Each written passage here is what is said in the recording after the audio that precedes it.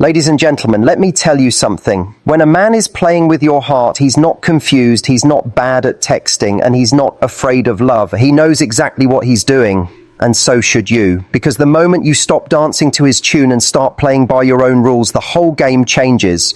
Today, I'm going to give you the 7 moves that will make any man who's been toying with your emotions either step up or step out fast.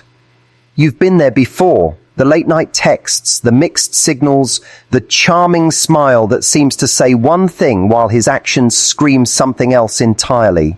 You're left wondering, is this real or is he just passing time with me? Let's be clear. If a man is playing with your heart, it's not because you're not worthy of something deeper. It's because he's not showing up with the consistency and clarity you deserve. And that means it's time to stop reacting to his game and start playing one of your own. Not to manipulate, but to protect your energy, your dignity, and your standards. First, understand the golden rule. You cannot outplay someone who isn't operating on your level unless you stop playing by their rules entirely. Men who toy with emotions thrive on your uncertainty. If you're always trying to decode his behavior, you're dancing to his tune. Instead, you shift the music. When he gives you breadcrumbs, sporadic attention, sweet words without follow-through, you don't chase. You don't ask, why aren't you calling me? You simply stop showing up for half effort. Nothing throws off a man who's used to control more than realizing you don't need his validation to breathe. Next, remember that mystery is a superpower. If he's keeping his cards close, you don't lay all of yours on the table. That doesn't mean playing cold. It means living your life so fully that he never feels like your world revolves around and him. Keep your friendships alive, pursue your passions, fill your calendar with things that light you up. When a man sees you are the prize, not the pursuer, he has to decide. Either he steps up to earn a place in your life, or he steps aside. And if he steps aside, that's not rejection, that's clarity. Then match energy with energy. If he's investing 10%, you do not respond with 100%. This is where so many people lose themselves. They believe that giving more will inspire more. It doesn't. It teaches him that your boundaries are flexible, that he can underdeliver and still have your attention. When he sees you mirror his level of effort, it forces him to either increase it or fade away. And both outcomes are wins for you. Another way to outsmart the game is to control the pace. Some men love to fast-track the romance at the beginning. Over-the-top affection, constant messaging, big promises. But the moment they feel they've won you, their energy drops. Don't confuse intensity with intimacy. You slow things down. You don't rush into emotional or physical commitment before he's proven consistency. The slower the pace, the harder it is for someone to fake genuine intentions. Learn to love the silence. Men who play with hearts are experts at pulling away to create a vacuum, knowing you'll feel the urge to fill it. Resist that urge. When he disappears, you don't send the "Hey, are you okay?" text. You let the space be. That silence is not empty. It's information. It tells you everything you need to know about where you stand in his priorities. And when you don't chase, you send the message that you don't need him to complete your emotional puzzle. Here's another truth. Nothing dismantles a player's power faster than kindness paired with strength. You don't have to fight, insult, or prove a point to protect yourself. You simply respond with calm clarity. If he cants, yells last minute, no problem. I had other plans anyway. If he ghosts for a week and comes back, I'm busy, but hope you're well. You're not cold. You're unshaken. And unshaken women are kryptonite to men who survive on emotional chaos. Finally, flip the focus. Instead of asking, does he like me enough, start asking, do I like who I am when I'm with him? A man who's playing games will make you second guess your worth. The moment you realize you don't enjoy the version of yourself that he brings out, whether that's anxious, insecure, or overthinking, you've already won because you've taken the game board away entirely. And the only person left to please is you. Because here's the thing, so many people get stuck in the loop of trying to win over someone who isn't even meeting them halfway. It's like running a marathon for a man who hasn't even put his shoes on. You don't just stop running because you're tired. You stop because you realize the race was never worth running in the first place. That's not bitterness. That's strategy. The more you shift your attention from proving your value to living your value, the more anyone playing games will find themselves completely unequipped to handle you. You see, when a man is used to holding the upper hand, he expects you to operate from a place of emotional need. He expects that the more distant he becomes, the more desperate you'll be to bridge the gap. So when you choose self-respect over self-sacrifice, you're already playing a different game, one that he can't win, because you've taken away the very fuel that keeps it alive, your constant availability and emotional labor. Think about it like this. If you always reward inconsistency with more of your time, more of your energy, more of your vulnerability, you're essentially saying, I'm fine with this being the standard. But when you calmly remove yourself from situations where you're not treated as a priority, you send a message louder than any confrontation could. You're saying, I'm not angry, I'm just unavailable for anything less than I deserve. That's not punishment, it's preference. And preference is powerful. There's also something magnetic about a person who is entirely comfortable walking away. It's not about cold detachment, it's about knowing that your life is already rich without someone else validating it. When you carry yourself like that, every interaction is a choice, not a need. A man who's playing will either have to level up or lose access to you. And the irony is, once he realizes he could lose you, he'll often scramble to prove himself, because nothing wakes up a complacent man like the reality of your absence. Another thing that throws a man off his game is when you set the emotional tempo instead of following his. If he takes 3 days to text back, you don't suddenly become available the second his name pops up on your phone. You're not playing hard to get. You're simply being true to the fact that your life didn't stop while he was MIA. You were working, laughing with friends, moving forward. That kind of independence makes anyone playing games realize they're not the center of your universe, and that's when the dynamic shifts. Now let's talk about emotional bait. Men who toy with hearts are great at dangling the idea of a future without any real steps to get there. They'll talk about trips you might take, the family you might have, the dreams you could share, and yet in the present, they're inconsistent. This is one of the oldest tricks in the book because it keeps you emotionally invested in a fantasy while distracting you from the reality. Outsmarting this means taking note of the gap between words and actions. If his future talk isn't backed by present consistency, you treat it like background noise. You focus only on what he's showing you now, not what he's selling you later. And while we're here, don't underestimate the power of asking direct questions. A man who's playing games often relies on ambiguity to keep his options open. He'll say things that could mean everything or nothing, just enough to keep you guessing. By calmly asking, what are you looking for right now? Or how do you see this going? You cut through the fog. If his answer is vague, if he dodges, or if he flips it back on you, that's all the clarity you need. Sometimes the smartest move is to stop trying to interpret the clues and simply listen to the truth hidden in his hesitation. You also outsmart him by never making his inconsistency about your worth. When someone pulls away, it's tempting to look in the mirror and think, what's wrong with me? But the truth is, inconsistency is a reflection of where they are, not who you are. The more you train yourself to separate their actions from your identity, the less control they have over your emotional state. You can care for someone without collapsing every time they disappoint you.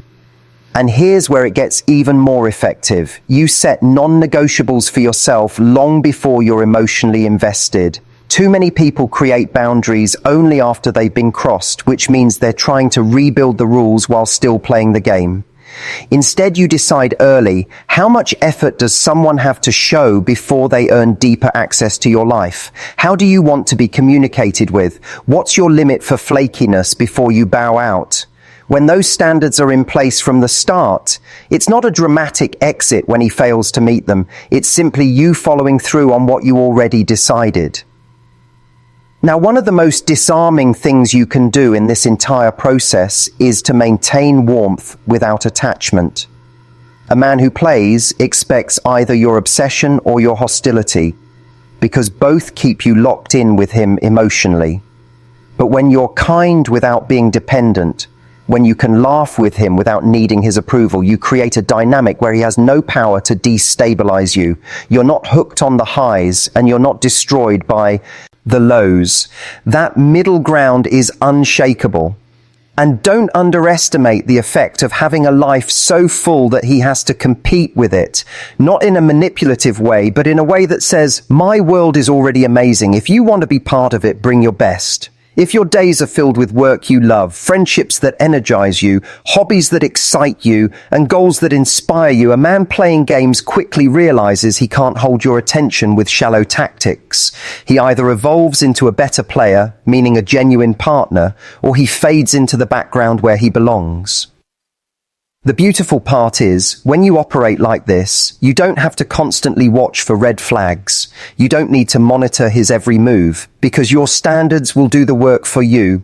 If he's consistent, respectful, and present, he naturally stays in your life. If he's inconsistent, disrespectful, or distracted, your boundaries naturally remove him from it. That way, you're not stuck playing detective. You're just living in a way that filters out the noise. One more thing, learn to use gratitude as a filter. When a man's presence makes you feel smaller, more anxious, or more uncertain, that's a signal. When his absence feels like relief instead of loss, that's a signal. Your emotions are data. And when you consistently choose people who leave you feeling grateful for the way they show up, you'll never have to outsmart anyone again, because you'll be surrounded only by those who don't require it. And here's something worth remembering. Most people get so wrapped up in trying to decode the other person that they forget to decode themselves.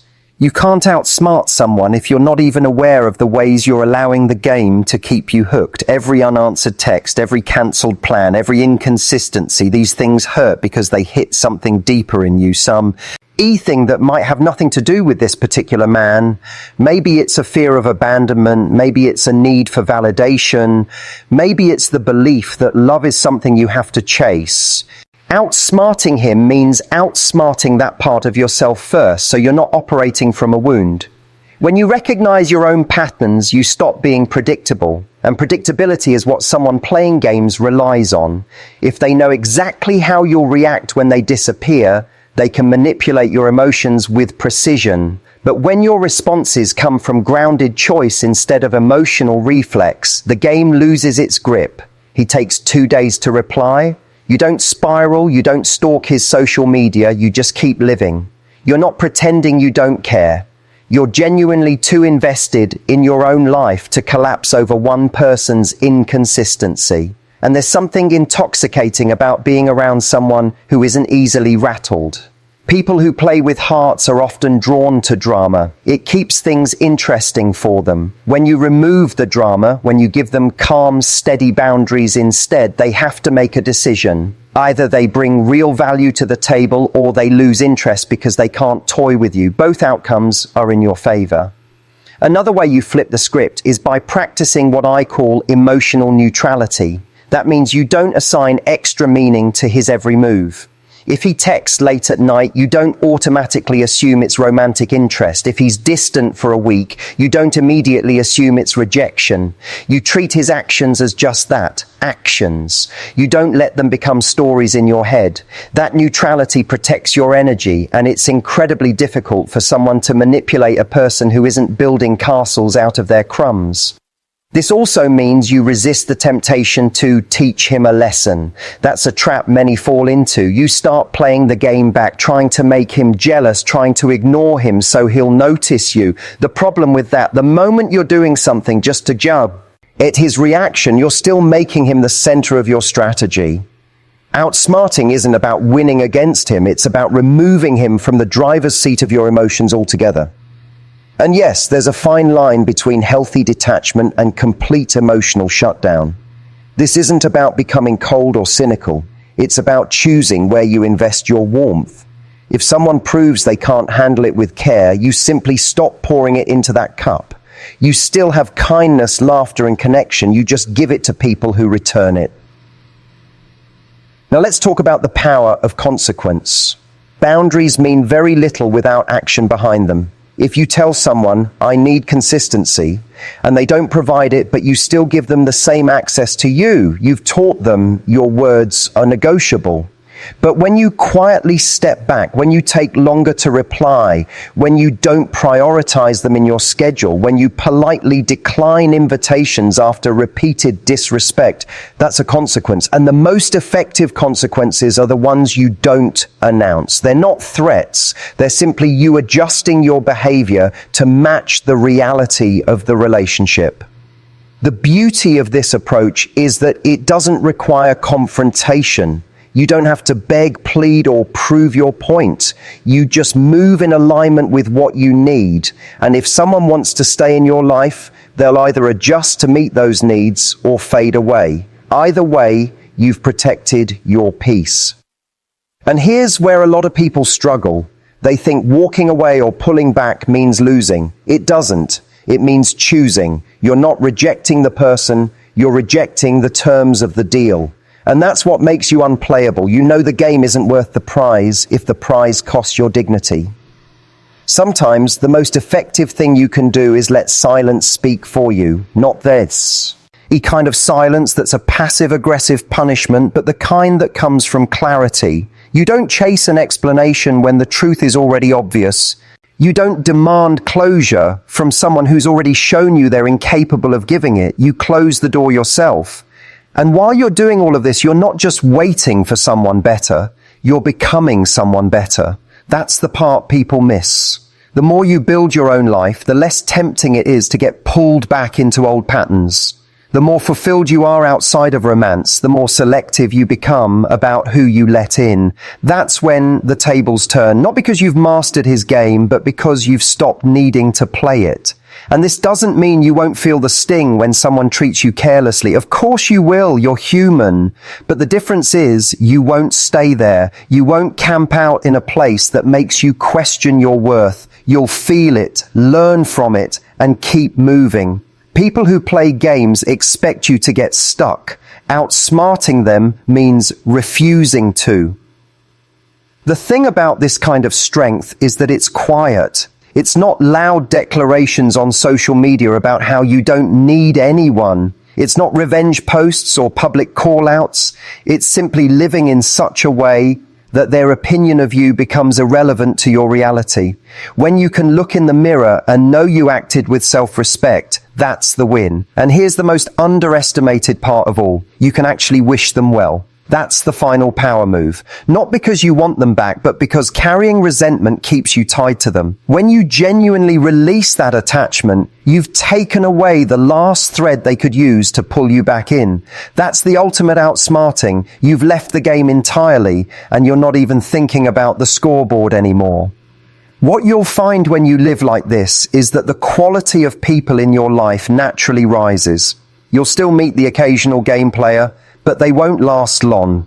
They won't find any open doors to exploit because your boundaries, your standards, and your self-awareness will act as a filter. And here's the irony. They'll probably call you hard to get or say you're different. That's because you are different. You're operating on a frequency they can't reach without doing their own work.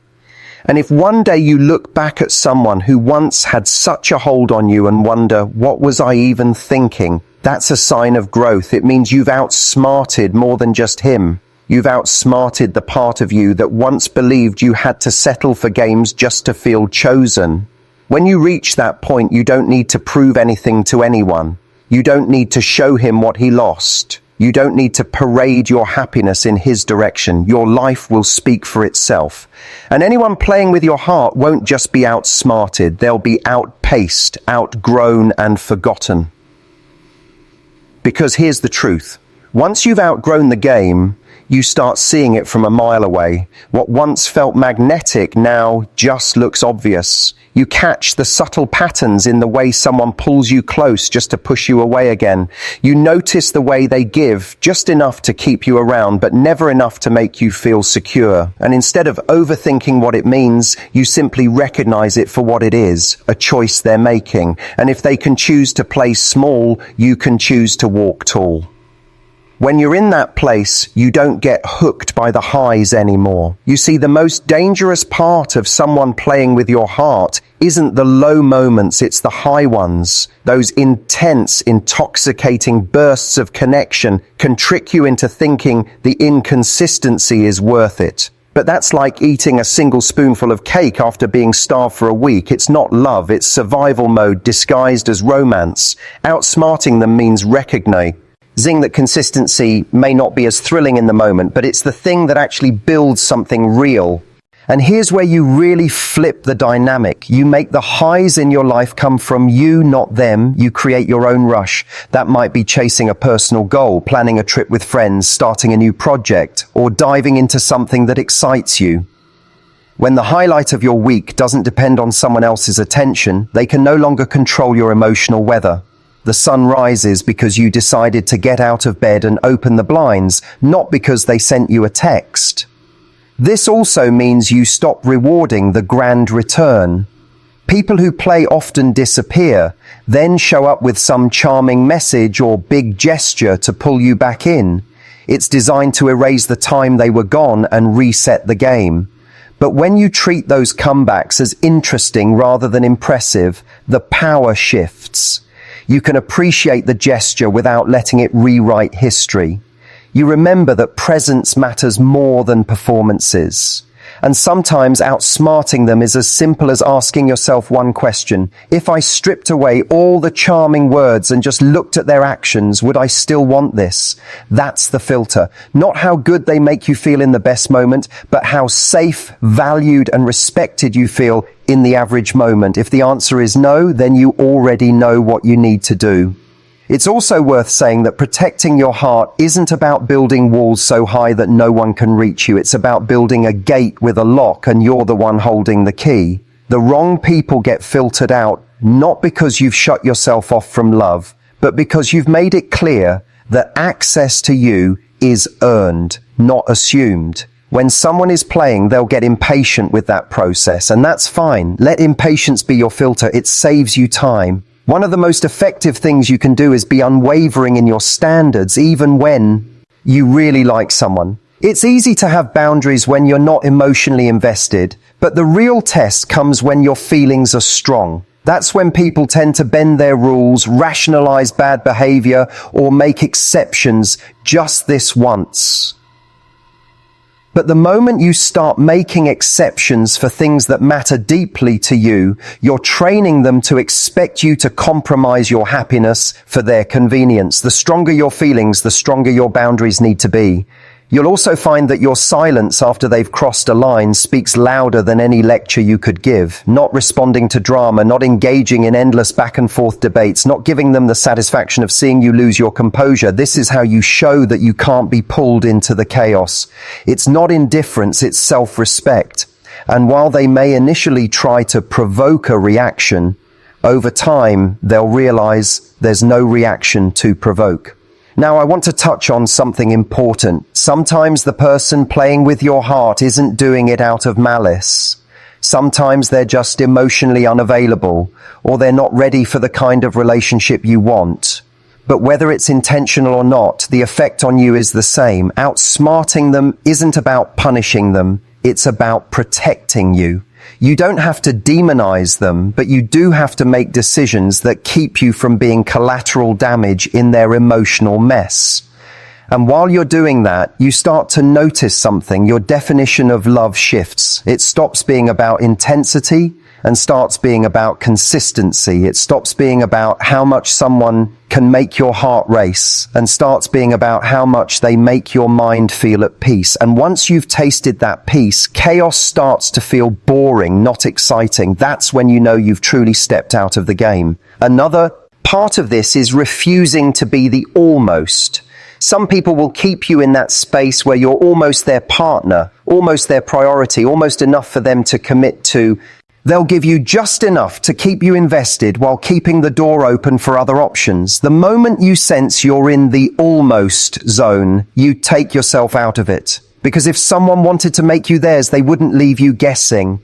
And this might surprise you, but one of the greatest acts of outsmarting is forgiveness. Not for them, but for yourself. For the times you stayed too long, believed too much, or ignored the signs. You can't play a stronger game if you're still punishing yourself for the last one. Every time you look back and think, I should have known better, remind yourself you know better now. That's the only thing that matters. Sometimes you'll also have to resist the urge to check in after you've walked away. That urge often comes from wanting reassurance that they miss you or that they've changed.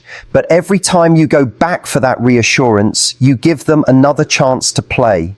Real closure doesn't come from them admitting they were wrong. It comes from you deciding you deserve better, regardless of whether they ever admit it. And when you do that, when you truly close that chapter, you'll notice a lightness. It's the weight of no longer trying to make someone into